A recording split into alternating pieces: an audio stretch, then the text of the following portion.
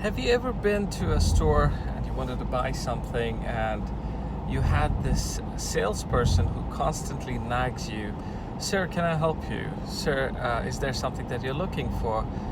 Sir, would you like for me to show you something?" And you're just getting irritated and very disturbed by this person's constant intervention in what you were trying to do at the store, which is just basically look around, and you were not really there to buy something, or you were there to buy something, but this person actually drove you off. Now, this is exactly what happens when someone who wants to make his or her dream come true starts to believe that their efforts actually make a lot of difference. And you have to realize, for anything to succeed, for anything to materialize into any amount of success, there are a lot of factors involved. Some of them are with you, most of them are not with you. So you can't be like that salesperson who's just constantly trying to push you to buy something so that he meets his sales target, and in the end, in the bargain, basically losing the customer as the customer walks out, and the customer doesn't like this experience. Now, let me ask you a question, because a lot of times on social media I see this, and a lot of the public speakers do that as well. They constantly keep telling you, and even I do sometimes, is don't stop chasing your dreams, don't give up, there's nothing called giving up, etc., etc. Now, most of us do not understand what is the dream that you're chasing. Most of us do not know whether you have the resources and the means to go anywhere close to your dreams. Most of us are not even aware whether your dream is something that's practically possible, humanly achievable or not. And we just keep giving out these messages of encouragement and motivation to you, and you believe that anything and everything is possible. Well, listen, if you think that you can do something, does not mean that that something can actually happen. All right? Just because of the reasons what I told you earlier, that you need to have the resources and the means, and people have to accept what you're doing. A good idea, a great dream is that where others accept it and you don't have to stress for it too much. That's a good idea. That's a great dream. That is something that you need to chase. Now, if you are not getting that result and you're constantly being met with failure, you have to take a look and understand what is going on and why things are not happening. And maybe at some point, you might need to stop. I know it doesn't sound good the way I say it, but this is a fact. You will have to look at the possibility of stopping chasing your dream, because it's not getting you anywhere, and the fact that it's costing you a lot.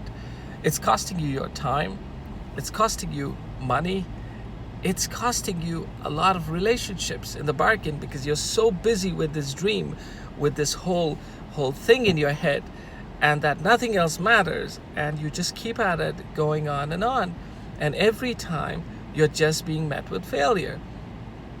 You'll need to understand that if you have to go ahead, that part of your journey will only happen if you achieve some success.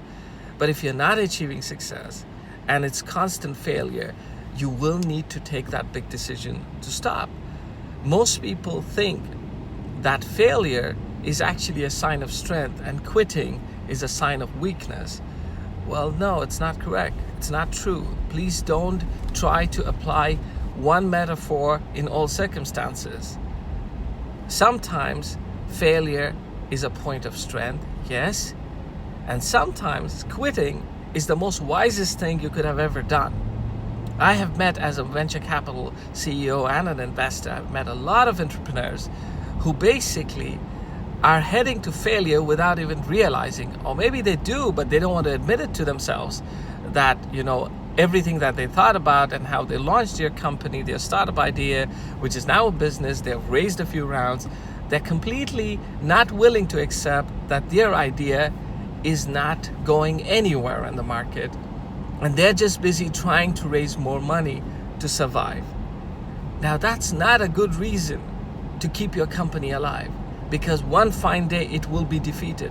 And it will not be defeated because you did a bad job. It will be defeated because you did the wrong decision, which is to continue.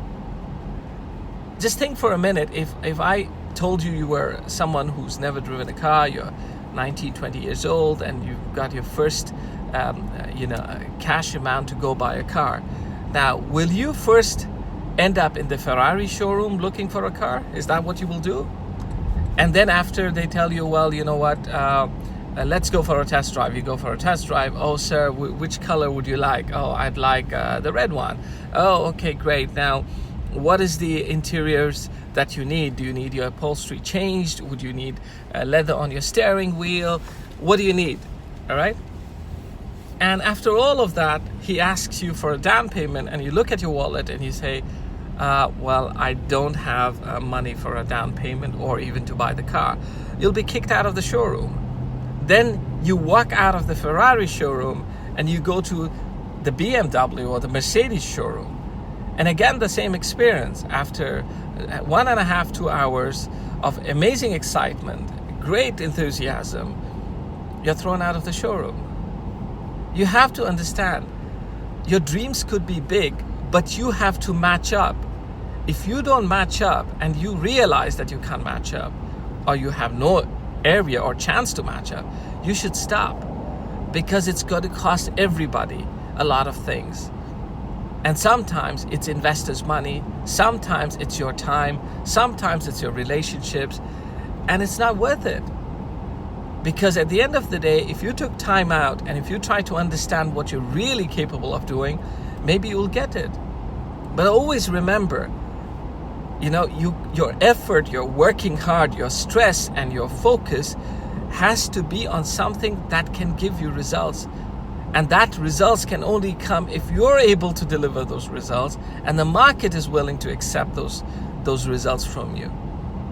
I used to say this in one of my workshops. I said it, that if you look for something long and hard, you'll actually find it, even if it's not there.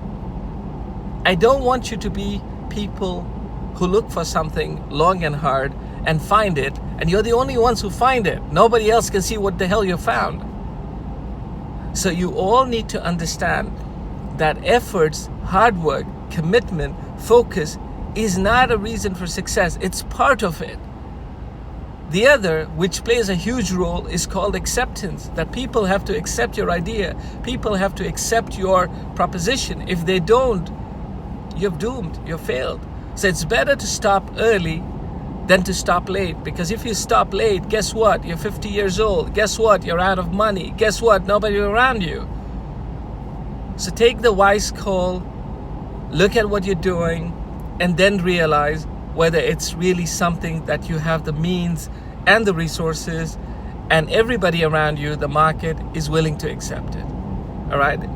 This is a very tough pill to swallow. I know that. All right?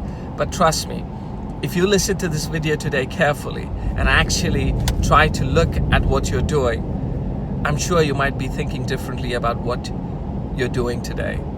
So I hope this video helps you and you look at the dreams that you're chasing and whether they're really worth chasing.